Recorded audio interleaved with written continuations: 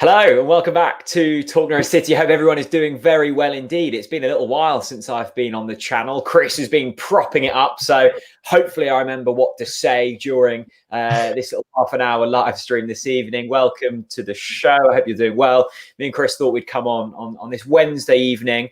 There's a couple of days left of the transfer window, so a few updates on a few of the big names there. And of course, Rotherham up this weekend. The return of club and league football, thank goodness. No more England game. Well, there is an England game left to contend with this evening, but I doubt I'll be watching that. Chris, first of all, well done on the Alfie Payne and Matty Patterson interview. Some brilliant stories in there. If you haven't already watched it, head over. It's on Spotify and all them platforms, and of course on YouTube as well. How are you?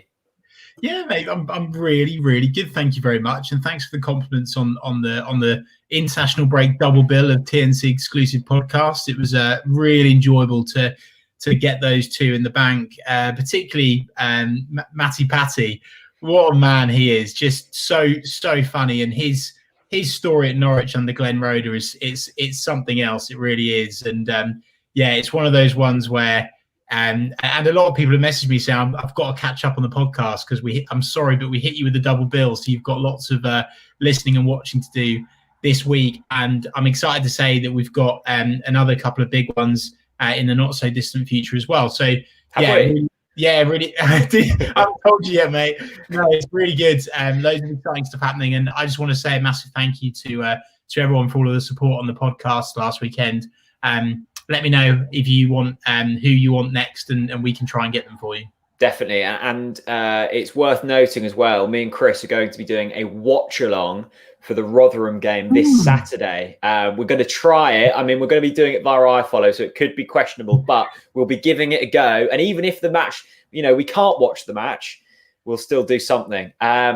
Hello to Peaky. Welcome along, my friend. Hello to Henry. He's loving the podcast. Me too, Henry. It's nice to watch something that I haven't been involved with because I feel like I'm a viewer rather than a creator almost. James, evening, he says. Buzzing for Saturday. Me too, James. Can't wait for that game. Good evening to Henry. That's already said hello to Henry, but hello again. Callum, welcome along, my friend. And hello to Ryan as well. So, Chris, where should we start, mate? I mean, we've put it in the title. I've put it in the title so more people click on it. It sounds a bit more appealing than Rotherham preview. But maybe Buendia and Todd Cantwell, and throw Max Aarons into that list as well. The domestic transfer window ends on Friday, the 16th of October. So we've got, just over 48 hours. What do you make of the squad? Do you think we'll be seeing any more outgoings? Of course, you've got Norwich Leitner, Tom Tribal, Josip Dermic, who set the scene alight with his Instagram post last night. What do you make of it all? And do you think there's going to be much movement in the next couple of days? What? So which one do you want me to answer, mate? All of it. Just talk to me. Look, yes, I think there'll be. I actually think there will be an out. I've got a feeling about that. I haven't spoken to Todd recently, so I can't disclose anything. Not that I would anyway, but it seems to me like he's going to be here at Norwich going into the rest of the season, which I think is fantastic because, of course, we all know he's an absolutely brilliant asset and an absolutely wonderful, creative, young, hungry player to have. So that's really good. Do I think we'll keep Emmy? Yes. I think that the late surge from his agent is a little bit too late, actually. I think he probably needed to make noise at the back end of last season if he wanted him out. So I don't think he'll go, dare I say. Really fascinated to find out where Tommy T goes. Really fascinated to find out what happens with Norwich Leitner. And look, without being disrespectful, we all know where Josip Dermic lies in terms of Norwich City legends. So, look, I am really, really, really excited because actually, do you know what I've said to you, Jack? I said there's no excuses this season for Daniel Farke. But out of nowhere, he created an excuse, which is the transfer window. So I'm really excited about the fact that excuse is gone. It's gone. So there are literally no more excuses. We need to hit the ground running. We've got 3 really winnable games. we'll go into Rotherham in more detail at the moment. It's a big miss for them not having Paul Warne on that touchline, because my God, he gets his teams organised. I remember Russ speaking to me on the phone, and he said, "Yeah, God, I just hate playing the Paul Warne side, because he's just such a like shithouse manager. Like, he'll just kick the shit out of you basically all game. Like, that's what a Paul Warne side does." So yes, I still think we will have that. We'll be coming up against that, but without that sort of leadership of Paul Warne, Warneola as we know him as, I think they'll struggle. And by the way, another audio exclusive podcast that people don't even know exists is Paul Warne, the Rotherham manager. Took me 6 months to secure that, so go and give that a listen. He's a hilarious guy with a lot of amazing links to Norwich. Massive Norwich City fan, of course, as well. But yeah, in terms of the transfer window, Jack, I think my overwhelming emotion is I'm going to be pleased to see it done, so Daniel Farke has one less excuse to make it work. Definitely. Let's get into some comments. Adam Krask saying, "I noticed Todd has been putting some club-related stuff on social media." Look, I've touched on this on my morning podcast. If you're not aware of them, if you're a monthly contributor on Ko-fi, you get a 15-minute daily podcast in the morning by 9 a.m. I'm shattered by this time of the day because I've been getting up really early to kind of prep and everything. But I've said on there, look, it's never been in question for me and also Chris. We know Todd Cantwell loves Norwich City Football Club. There are two sides to every story. We've heard Daniel Farke's side of the story and his opinion. That's fine. He's obviously coming at it with hopefully good intentions. Let's hear Todd's story down the line, because I'm sure the way he's been portrayed in the press might not be all the story. Look, if Todd stays, and I guess that's my next question to you, Chris. If Todd stays, I think we know, we don't know what happens. Like, do they get reintroduced back into the squad, him and Emmy? And then you've got three more players in Josip Dermich, Moritz Leitner and Tom Tribal, who it's been very quiet with. And they've obviously been told, look, you're free to find a new club if you want to, and you're not necessarily needed around here. If we keep them three players, are they reintroduced back into the squad? No, they're definitely not going to reintroduce Moritz Leitner and Tom Tribal. Unfortunately, that's such a waste, isn't it? Well, yeah, 100%. I'm not. I've got quite a potent opinion on Tom Tribal versus what we've currently got, but I'm going to keep that for another day. I thought you were Lucas Roop's biggest fan. We'll go into that in a minute, Jack, because you've got a lot of answering to do. A lot of answering to do. Look, I think that Daniel Farke has got one hell of a job on his hands. I feel like a broken record. We've said this when we came down. We predicted that there was going to be a culture crisis this season. Not actually because of necessarily the Premier League hangover, but because of the fact that we've got so many players that have suffered a relegation. And if that kind of makes sense to you, Jack. So, without being able to shift those in this transfer market, of course, because of COVID, it's difficult to sell players for the fees that Stuart Webber wants and absolutely deserves for the majority of those players. And I think that we are now about to see whether we're in the culture crisis or not, because as I've said, there's no excuses, very winnable games. The players should be up for it. There's barely any injuries. But I think it's going to be very difficult for Todd and Emmy to forget the scathing words of Daniel Farke. When your manager comes out publicly in the press and burns you alive and cites hundreds, arguably thousands of fans against you, I think that's the bridge burnt, actually, to be honest with you. I think that Todd and Emmy will find it very hard to get back to the level that they were at for Norwich. I hope I'm wrong, and there is nothing more I want, nothing more, and everyone will know this, for Todd to come off the bench against Rotherham and score the winner. I would love that. Believe me, I would love that. Well, let's not forget as well, Todd's first goal, I think it was his first goal for the senior team, came against Rotherham at Carrow Road. So maybe, it could go full circle, and it could be the goal that reignites his Norwich City career. Yep, no, it absolutely could be, Jack. I think it'll be easier for Emmy, but I think it's going to be really difficult for Todd for quite a few different reasons. A, because for some reason the fans are absolutely murdering him on social media, which was my point about my tweet the other day about Josip Drmic, was how are the City faithful going to interpret this post from a player that has done much less for Norwich and has actually been an utter embarrassment. For what was the post for the people that don't know? So basically, Josip Drmic this week posted a picture of him celebrating against Tottenham with the Joker's face on him. Try and get it on screen. Hang on. And my point is with this, and there's a great comment on this Jack, by Dan Mayhew on Facebook, and I think that you're bang on, Dan. Actually, I think that we are, as fans now, because we're spending more of our downtime on digital, so to speak, not to go all government on you, because the fact that we are, maybe Josip Drmic is retraining for cyber. He just doesn't know it yet. He's retraining for his role in the Joker. But anyway, my point is, mate, is that I don't think we should be looking at what players are doing on social media. Like, do you know what I hate at the moment? And I'm going to eventually, I don't know when I'm going to tweet this, but I am. I despise Norwich City Facebook. I hate it because people literally just grab a screenshot from Todd's Instagram story and says something like, "Oh, well, that's his deal with Leeds off," or "Oh, what a ponce," or "What a this," or "Oh, he's got long hair," and it's just the post, by the way. It's a good edit. It's quite scary. I think it was by NCFC Edit, so shout out to them guys. But yeah, that's the post. Quality edit. Anyway, I think Todd's going to find it difficult, but there is nothing more I want than for Todd to play football because he deserves it. And there's nothing more I want for Todd to be a success at Norwich City.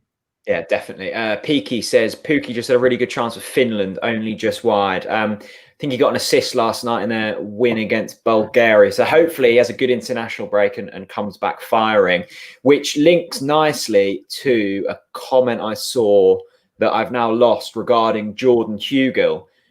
Here we go. Christopher Hooper. I knew it was there somewhere. Perfect game for Hugill this weekend. Chris, we're here to talk about Rotherham.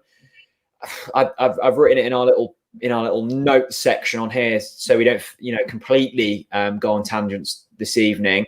Is this the opportunity for Jordan Hugill this weekend? Do you think he'll start? Do I think he'll start? No.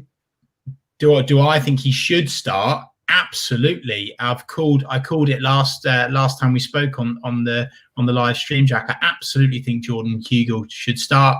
I do think Pookie's confidence is shot. It's all right doing it. Like everyone's saying, "Oh, international break." It's fine. He has his purple patch with is the old triple P for Finland every week, doesn't he? The old purple patch Pookie turns on the firepower. I think it would be harsh of Daniel Farke to drop Pookie after missing one penalty. Yes. But I do think that Jordan Hugill deserves a start. And I also think Jordan Hugill deserves a wee bit more respect. We've signed him and he could have gone to other clubs in the Championship, having been promised game time. And for me, it seems like an absolutely mental thing to do to not to even just give him a good amount of game time, like to throw a player like Jordan Hugill on at 84, 85, even 86 or 87 minutes. Honestly, there's barely a point. There's barely a point. You may as well then just keep Pookie on. I would like to see Daniel Farke bring Jordan Hugill on after 60 minutes if it's not working, 100%. But actually, what I really want deep down is for him to start a game of football. And by the way, this isn't just me on the Jordan Hugill bandwagon. Why not Adam Eder as well? Adam Eder is absolutely more than capable to start wearing the famous green and yellow, and he's not. And I think those two must be really frustrated at the moment. And I know a lot of people took my tweet the wrong way, but it's true. And Jordan Hugill isn't just Daniel Farke's plan B boy, he's Daniel Farke's plan C boy. I just think at the moment it's just a wee bit of an insult to someone that scored what he did last season. And then someone responds to me, Jack, saying, "Oh, well, yeah, don't forget, Chris, that Pookie scored. What did he score in the Championship in our league winning campaign? Was 29. Right, loads of goals. Yeah. But that's done. And it's all right reading that statistic now, but that's been and that's done. And he has suffered a relegation since then, and a toe injury at Leicester, and the fact that he had to have an injection before the last game. So yeah, absolutely, Jack. I am massively in the Jordan Hugo club, and I know a lot of people are commenting now, Jack. So let's get those on screen. Yeah, sorry, I was just before we get onto that. You may have seen me look. I've got another screen just over here, and I was slightly distracted because I saw. Yeah, I keep losing comments. There's too many coming in. Jack. Sorry, mate. I've lost it. Basically, they were saying maybe Josip, Todd, Emmy, Moritz Leitner, and Tom Tribal should form a like a Spice Girls-esque band. And I was trying to find all the names of the Spice Girls. I had Sporty Spice, and there's Baby Spice, wasn't there? I can't remember the other Spice Girls' names. It's been a very long day. I was wondering which one each one of them would be regarding the Spice Girls while you were going on your informative Jordan Hugo speech. Right. Anyway, swiftly moving on. Here's the problem, Jack. If you just here we go. This is why Ian Gabelli. I don't think Farker wanted Hugo. Seems like he's making a point to Webber. All very strange. Look, possibly, but look, Webber's not making the signings completely off his own back. There's definitely a say in there from Daniel Farker. Stuart Webber's not going to sign a player that Farker doesn't want. I don't think. Like, you know, we've chatted to Stuart Webber, and I've listened to a lot of Stuart Webber interviews. I'm pretty sure the way in which that kind of infrastructure works is Webber and his team identifies a player, they take it to Fark, and he gets the final say. So I don't think he'd be making a point. What the thing for me that confuses me, and I saw the statistic in the week, Javi Quintilla has made the third most amount of crosses in the whole of the top four divisions. Yeah, why are we whipping crosses into a box that Pookie might be there or might not be there? And even if he is there, he scored 2-headed goals in his Norwich City career. Jack, Liz Pierce on YouTube says exactly that. We've got no one to get on the end of the crosses. We are playing the wrong system for Teemu Pukki. I hope Daniel Farker proves me wrong. I hope Teemu Pukki proves me wrong. But currently, we're doing exactly what we did in the Premier League restart, where we were too stubborn to change it. It was clear that it wasn't working. We need to try something different to try and win games of football. Now, going back to Ian's comment, Jack, this is the issue that we've got. Fans are starting now to raise questions of what is going on, because there aren't any excuses. We've signed some absolutely fantastic. Honestly, I said it on TalkSport. Like this has been genuinely one of, in my opinion, the best transfer windows of since I've supported the club, because we've signed experience, we've signed up and coming talent, we've signed proven talent, we've signed a goal scorer. Yeah, it's not working. Look, I think it's too early to go too hard on it. But if I was saying this after another loss to Rotherham, you would get a red-faced Chris Reeve. And I think Ian, I totally empathise with Ian's passion there, completely, entirely. And I also think it's an absolutely brilliant comment from Liz. You know, Javi Quintilla, pinging those balls into the mixer. We need someone, a shithouse, that's going to pull shirts, that's going to jump, that's going to climb the ladder. Like, we need someone like that in the box. And at the moment, Teemu Pukki hasn't got the confidence to dominate those positions like Jordan Hugo. It just seems a little confused from me, because I don't see Max Aarons on the other side of the pitch as a player who necessarily wants to just be throwing balls into the box. And you've got Javi Quintilla, who's obviously that's suited to his game. I'm not necessarily sure if that's been his instructions. I don't think he'd get away with just doing it if that wasn't part of the game plan. So it feels a bit, muddled at the moment. It feels like Boris Johnson's kind of coronavirus messaging, slightly muddled at the moment. But hopefully we can, start to turn things around, swiftly moving away from politics. Phoebe Langdale says, "Hey guys, hope you're both okay." I'm very well, thank you. I've got a new office chair. So my back has never been so well supported, which is good. Do you know what, Jack? I'm not okay. And I'm actually going to talk about this. And I actually think it'll really help people just opening up about this. I am really struggling now without the football. Like, I am honestly. Oh, really? I really miss, and I just tweeted before we came on, I miss the smell of the grass. I miss the atmosphere, the singing, the swearing, the banter, the chant. I want a quick word with you on this, because you said earlier the smelly bloke that sits next to you, that's me. Mate, you sit in front of me. You sit next to you. No, you sit in front of me. But I even miss the moaning old boy next to me. I do. And I wanted to say that to people because I'm sure there'll be a lot of people that will be feeling the same way. I think we've got to let fans in now. It's an absolute farce that we are all watching on shitty iFollow. And sorry, there's your monetization, Jack. But it's true, isn't it? Like, it's just a complete nonsense. Fans, we need to get fans back in stadiums. We need to. The thing that's annoyed me most is that, you know, maybe the National League clubs who are showing the game within their clubhouse on the telly, and then they're having to like cover the window so they can't watch the pitch. It's absolutely bonkers. It really is. My mum has chipped in, and she's she might not be too helpful with the football, but she's helpful with 90s music references: Posh Spice, Ginger Spice, Baby Spice, Scary Spice, and Sporty Spice. Which one's Josip Dermich out of them? Probably Scary Spice after his Joker post. Absolutely. Also, big up to Craigo on YouTube, who, of course, is a great friend of the channel and brother-in-law to be for me. He says, I miss Chris shouting now dick on them. Goodness gracious. Mate, some of the things that you say of football are utterly... You've got to give it everything. I'm the 12th man, Jack. Like, come on. Yeah. Anyway, going back to my point. Peaky says, know the feeling, Chris. Fans in at Finland today. It just hurts. Can we get to Finland? This could be a thing for Norwich fans. Are we allowed to go into Finland? I think you probably are. Let's all book a flight to Finland. Nice cheap away day, Jack. It's all right for you, isn't it?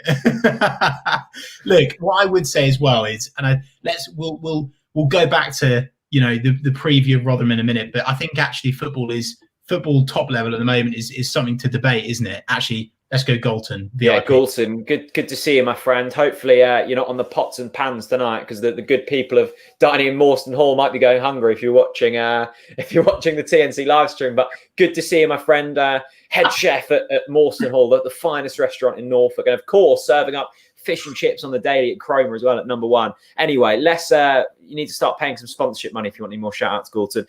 Think everyone is being harsh on Pookie. Feel everyone forgetting his championship season he had, and even the Prem season, he still scored a lot of goals. Think you're being harsh on him. Yeah, look, I agree with you, Galton. I think the frustration from Chris, and look, I won't speak for you here, Chris, but I think maybe your frustration is the fact that we've signed a striker in Jordan Hugill that isn't getting the game time. It's not necessarily a criticism of Pookie. And let's not forget here, Pookie's, you know, he's aging and he's playing a lot of football. The past 3 seasons, he's played so much football. He's had all of the Euro and the Nations League qualifiers with Finland. He's played basically every game for Norwich City. He scored 30 goals in the promotion campaign. He scored 15 goals pretty much in the Premier League campaign. And let's not forget, he scored a goal this season, and he probably should have had 2 if the greenkeepers at Carrow hadn't watered the pitch so heavily. So I think Pookie's still going to score goals this season. I still think he's seen as our number 1 striker, and I think he should be seen.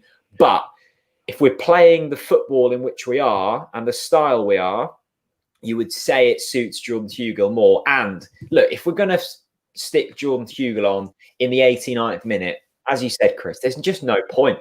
There is absolutely no point. There really isn't. Jack, couple of cracking comments in here. I don't know if it's real or not, but I have to obviously trust you. Liz Pierce, who we read out earlier, says, thanks for showing my comment. I'm a 74-year-old grandma and I feel a bit silly sometimes watching your podcast. Well, Liz, if you are really a grandma watching the podcast, congratulations. Can you remember that? It might be Liz, and I don't want to get caught up here. Can you remember that lady at the TNC podcast live? Mate, this one. When we did a podcast with Russ and Wes at Erpingham House.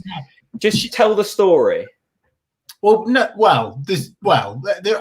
story? For me, it's just there was just probably a 104-year-old woman that's probably just got a letter from the Queen, was there, early doors, front row, ready for the live with Wes and Russ. Absolutely. Yeah, well, it was lovely. We turned up at Erpingham House to set up. Sorry, this is probably such a boring story for everyone, but we turned up at Erpingham House to do the live stream. Say we were going on stage. Say we were starting at 8 o'clock. We got there at 5, and this old lady walked in, and we were like, oh, maybe she's here for the restaurant, which is downstairs. And she was like, oh, I'm here for the show. We were like, love, you're 3 hours early. She was like, oh, I need to get the front seat because I can't hear and see very well. How lovely is that? Yeah, it's lovely. How lovely.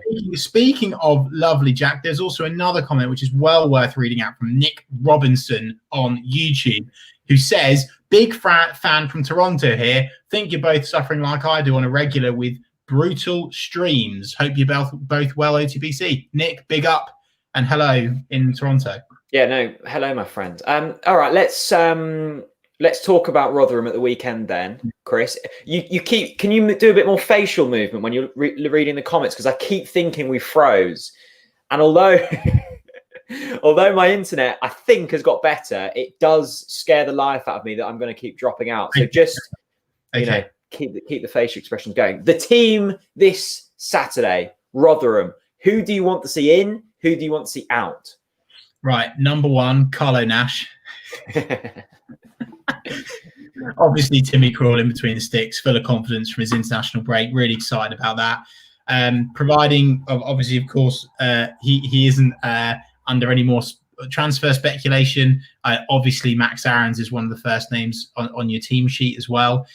Fascinated to see the centre-back dynamic now, because we've got one less name in the hat, which we've spoken about and debated quite fiercely on the podcast before, Jack, in Tim Close leaving for Basel to join up with the mighty Ricky Van Wolfswinkel. Oh yeah, he is there, isn't he? Yeah, no, well, feed the wolf and he will score. So, you know, Tim Close is off to live his dream in Basel now. And by the way, actually, let's pay our respects quickly to Tim Close before we do the rest of the team. He's obviously not died, but but I have to say, Tim Close, great servant, great leader, and most importantly, a great guy. And actually, he's the type of person he's the model player for Norwich City, right?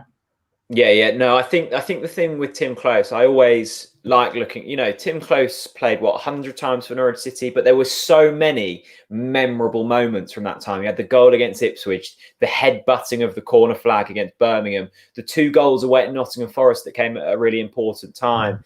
You know, just the wild celebrations. That little dummy assist for Hernandez's goal against Nottingham Forest was wonderful. That was a piece of genius from Tim Close, and him kind of rocking out of Carrow Road in his vintage, what was it, a Jaguar or something. Brilliant man. Yeah, gonna miss Close, but I think it was the right call. I don't think he was the man for our defensive line this campaign.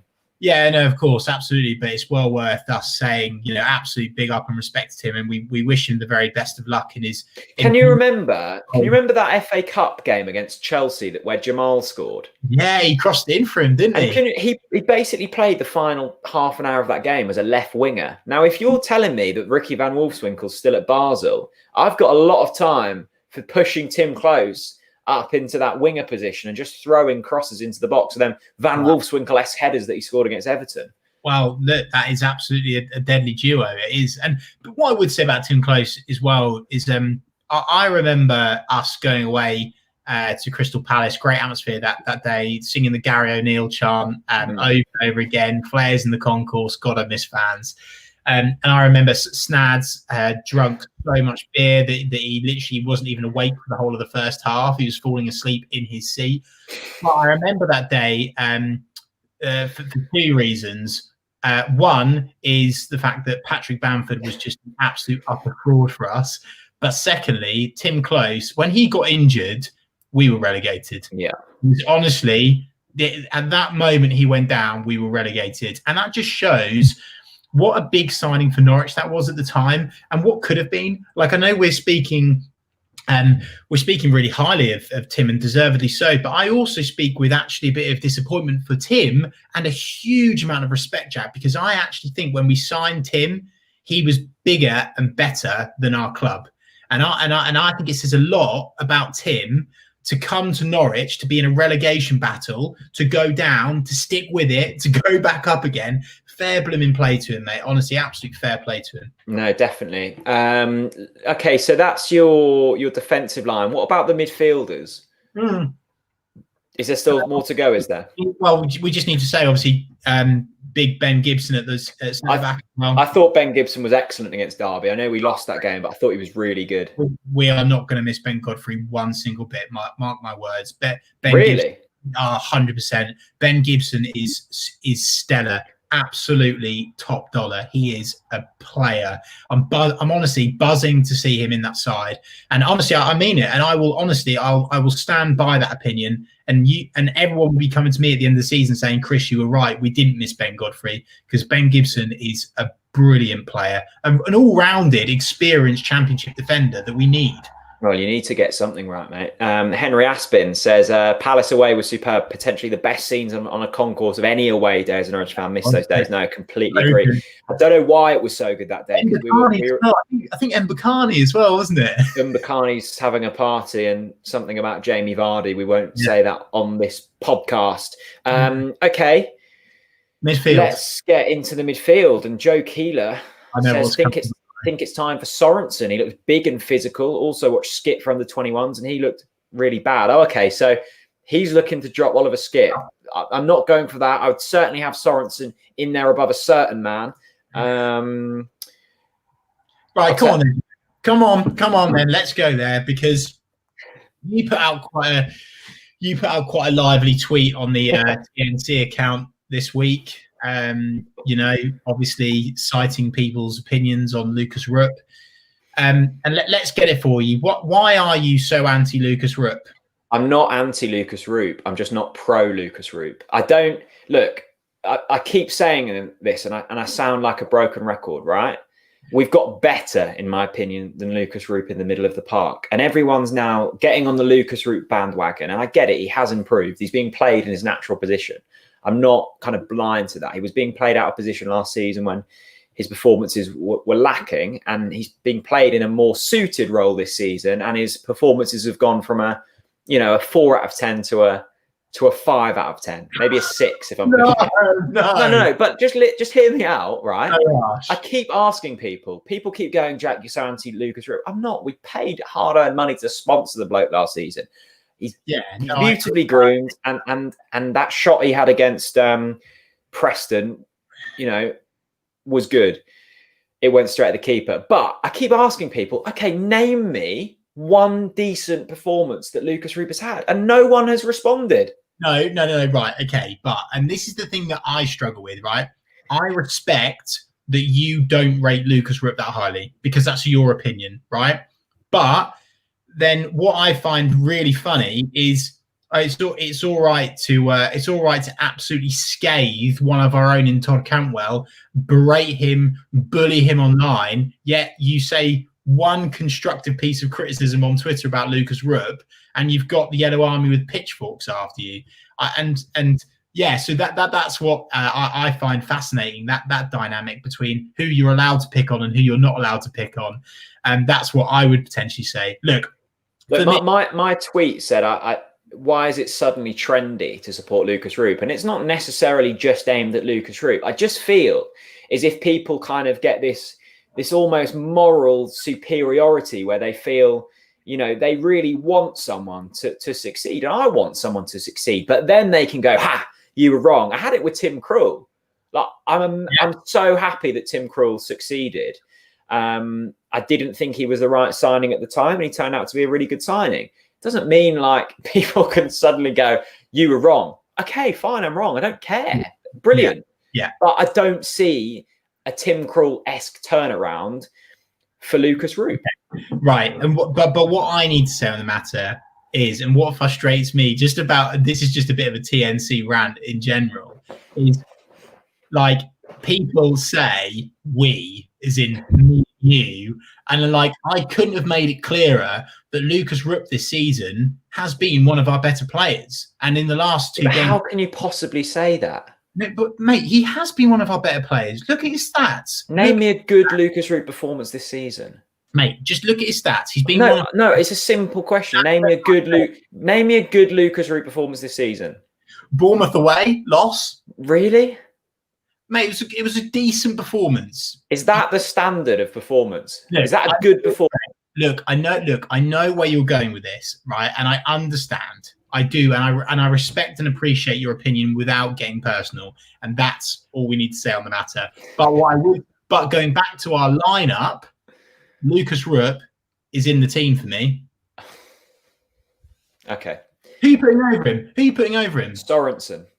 Oh, mate, you're joking me, aren't you? No, I'm not. You're just chucking Sorensen in there, are you? I'd like to see what Sorensen's about. Maybe, maybe play skip deeper and put Vrancic in there. Vrancic turned the game around the last time he was on the pitch. I can see what Hugel's about, but everyone is like, "Oh no, Chris, you can't play Jordan Hugill." Well, no, I agree with you to an extent. Okay, I'm putting Lucas Rupp in, but you're not. Oliver Skip deserves more. Oliver, by the way, that was very formal. Ollie Skip.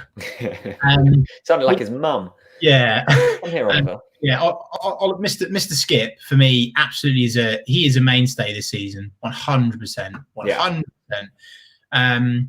So what? Okay, so that Lucas Rupp's in there. Lucas, you can have it, mate, and we'll have to pick this discussion up again on Sunday, or during the watch along. That's going to be fun because people can see our live reactions. David McCarthy, look, I'm going to read it out because someone agrees with me for once. Is bang on here, settling for a 6 out of 10 with Rupp. Give someone else a chance. I know, but I don't disagree with you. But I need to put my flag in the ground here a little bit, Jack, because there are people that are saying that you're being harsh on Lucas Rupp, and it's important that you know from me that I also think you're being a bit harsh on Lucas Rupp, but I also respect your opinion. But what am I saying that's harsh? No, it's not. It's not. I think it feels like you're not willing to let him turn over a new, like a clean slate for the season. Okay. Everyone was dog shit in the Premier League. Everyone, in my opinion. Like, I mean, apart from Tim Krul, but even with Tim Krul, he's still letting loads of goals, right? So who can you honestly say that was absolutely brilliant in the Premier League? No one. So I think with Lucas Rupp, mate, just give him a chance. No, okay. I will give Lucas Rupp a chance. I will give him Rotherham, and there you go. You've heard it. You've heard it. Rapinho, as I've seen him called by some, can turn things around. The three behind the striker is going to be interesting, isn't it? Or it might be two. We don't know. Will Emmy be here? Will Todd be here? It's the title of this video. We can speculate all we like. I think at least one of them will be here. Does Hernandez play? Does Poeta play? Do Buendia and Cantwell play? Does Vrancic play? Who goes in there for you? I would love to see Mario in there. I think that every time, like the last few times I've seen Mario play, I really like what I see. And that he's someone that deserves an opportunity as well. And I feel like I'm potentially here doing this classic football fan where I'm thinking that the answer is off the pitch all the time. But actually, at the moment, I think it is fair to say I think the answer is off the pitch. We've got some really good options there, full of energy, full of passion, haven't been tarnished by the Premier League restart. So, yeah, and in terms of Emi Buendia and Todd Cantwell, that all depends on, whether Daniel Farke decides he wants to manage this week or not. So who knows? I guess we'll probably see Todd Cantwell left out again, despite the fact he's been training fine, and we'll probably see Emi Buendia maybe make the bench. That's probably what we'll see. Unfortunately, what I would say is I'm actually really gutted about Dowell because he was for me my number one signing. I was the most impressed with him. I think Stuart Webber bringing him in was absolutely first class. So I think that is a massive miss. Really is. Yeah, definitely. James says Hernandez v Poeta is one of the toughest decisions to make. They're both so good on the right day. Can they both play in the team? Are they on the same side? Have I got that wrong? I thought they were on different sides. No. No, I think they can. Yeah, no, because they've both played at the same time before, haven't they? I think we've seen them on either wing before. I think so. It might be wrong. I think that may have been forced by injury. But look, I like that. And when I spoke to Anel, I said to Anel, "Are you able to switch in play?" That sounds a bit Betfred, doesn't it? I said, are you able to switch in play? And he was like, "Yeah, that's exactly what we are going to do." So that really excites me because that puts teams on the back foot, and they don't know which way they're cutting in. So I know for a fact that Anel is definitely up for playing with PP for sure. Yeah, Peaky says Onel's a much better impact player. Jamie has obviously been living under a rock and says what happened to Dowell? He's injured until probably the turn of the year, unfortunately, after his debut goal against Luton Town. This is interesting. We'll briefly touch on this. Shane Jones says, "Hi lads, hope you're all right. Good to see you, Shane. What's your thoughts on happening with the Project Big Picture, whatever it's called? Also, I'm really impressed with Soto and Sinani." Me too. Soto and Sinani keep on scoring goals. Daniel Sinani scored the winner for Luxembourg last night in their game against, wasn't Cyprus. He scored twice against them. Can't remember who it was against last night. Might have been Macedonia. Quality sides there, Jack, to be fair. Cyprus and Macedonia. and Soto scoring on loan for Telstar, I believe. Project Big Picture, look, it's been scrapped now. I think I'm right in saying that. Sam Wallace of the Daily Telegraph has said that it's been, overturned. And it was basically, in my way of seeing things, it was Liverpool and Manchester United's opportunity to go, look, you need help in bailing you out. We'll do that in return for so much more power. And it just didn't quite sit right with me. I don't think it would have affected Norwich too much, but the non-big six in the Premier League would have been completely and utterly screwed over. The fact that they could have vetoed like new owners and etc., it just felt wrong. And I think it was never going to get put through in its current format, put it that way. I am absolutely sick to death of this plastic corporate soulless football that is just happening before our eyes. And I did not need, believe me, I did not need another excuse to hate Manchester United Football Club, the most arrogant football club on planet Earth, 100%. And I'm so pleased to see them rotting at the moment. I really am. No, I am, because they deserve it. They are arrogant from top to bottom. They really are. And they think they're bigger than they are, and they're not. And I'm honestly, that whole bigger picture thing says exactly what you need to know about that football club, Manchester United, for sure. And of course, common sense prevails and it doesn't go ahead. It's ridiculous, utterly ridiculous. Why do we love the Premier League? Yeah, because Norwich can beat Man City, because Liverpool can be beaten 7-2. And you know what, Jack? If they want to go in their own Super European League, go on then. Fuck off. Go in your own league. No interest. No interest. I'm fed up of it. It's arrogant. It's greed, and I'm so pleased that that's not gone ahead, because it's utterly ridiculous. And as well, it feels like they are using this perfect opportunity because fans aren't in the ground. Oh, let's go for a league reform, lads. Bugger off. Bugger off. That was a very passionate speech, Chris. No, I completely agree. Isn't it? No, completely. I guess the one thing that I hope now it hasn't happened is that, clubs further down the pyramid, I think Tranmere and Oldham have already expressed real financial troubles. I just really hope that football clubs aren't going out of business here, because that's essentially what absolutely none of us want to see. Dave Carolan joins us. Good to see you, mate. Manchester United think they're bigger than they are, do they? Well, we've beaten them a few times, haven't we? Chris, we said we'd be half an hour. We've been 43 minutes. We could go on for hours. I love doing these live streams. It's really nice interacting with people on an instant basis. I can't wait for Saturday. Final message for the Norwich fans as we go into the last couple of days of the transfer window. I don't think we really need to say anything about the transfer window. I think we've done our business. I think you should expect to see one player leave, so you won't be disappointed when they do. But look, we might be able to keep hold of them, and potentially that's gonna really help. My message to the Norwich fans, but I can't give a positive message, because in my opinion, if we don't get a good string of results in the next 2 or 3 games, there needs to be some serious questions asked of the head coach, 100%, because you have to be able to motivate your players and get them over the line for those 3 games.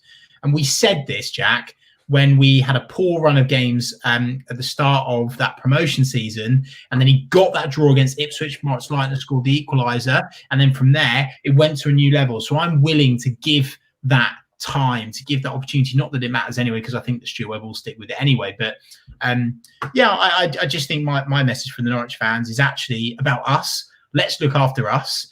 And I really hope that over the next few weeks, that it's not gonna be easy. We're gonna be playing some really average teams, and it's really important that when we get disappointing results, we stick together. Yeah, it's okay to debate. It's okay to have an opinion. It's okay to disagree with someone. Just be kind to each other. That's my message in this podcast, Jack, for sure. No, wise words, my friend. Yeah, Chaz Tats is going to be doing any watch-alongs. We are this Saturday for Rotherham. We'll probably go on air about 2:45. Do you reckon? I'll go on whenever you want, mate. I'll tell you what we should do one day, and let's hear whether people want this or not. And this is just an idea for Big C. Why don't we do it? Of course, our official charity partner of the season. And last season. What about, this is a bit of a mental idea, a 24-hour watch along? No. 24. No, I knew you'd react like this, but here you go. I'm just spitballing some ideas. Let Jack, I'm not going to listen to your opinion. Let's hear from the people. Do you want to see a 24-hour TNC live stream? It will be hard. I don't know. What would we talk about? Mate, all sorts. We could talk for ages. You said to me tonight, Chris, don't worry, mate. This is only going to be a 25-minute job tonight. We've been talking for 45 minutes. The people, let's hear what the people want. We can do it for charity, yeah? And we'll try and raise £1,000. That'll be our target. And I reckon we can do it. 24-hour one. Let's do it, mate. Come on. I don't know if I could stay awake for that long. Mate, I can with that coffee that Louis bought me. Goodness gracious.